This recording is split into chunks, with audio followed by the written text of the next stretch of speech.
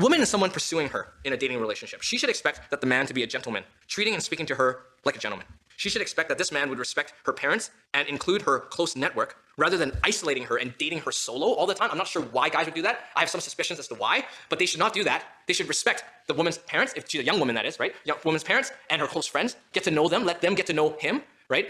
So that he wins her heart, not merely by personal attractiveness, but because he wins the heart of her community and her parents and her friends and her church, because he actually has a good reputation and his character is good. That's what he should do. If a man is pursuing you, that's what he should do. Not privately date you individually, only year after year, and exclude and isolate her from everyone that's close to her. No, that's not what you should expect, ladies. If a man is pursuing you, she should expect him to initiate having physical boundaries before marriage, to not cross that boundary into sexual relations before marriage. I'll tell you why. Because there's many reasons. The Bible certainly teaches it, but I'll tell you in a pragmatic reason.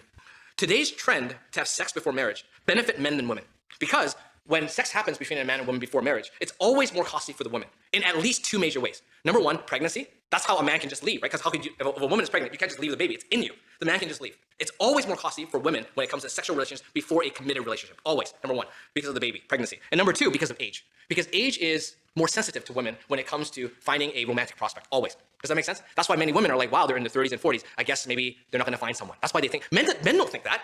In fact, the older men get, the higher they increase in their socioeconomic status. They actually have higher prospects for finding women, younger women. But time actually works inverse for women, right? So if you just do that and then the relationship doesn't work, you know who loses out the most? The woman. And that is why, even from a pragmatic perspective, and this is the wisdom of scripture, that if you're a woman and someone's pursuing you, you should expect a man, if he's a good man, to set those physical boundaries and reserve sex for within marriage. Because why? Because in marriage, he says, I'll commit to you and you only, no other woman, and I'm not going to leave you. That's why.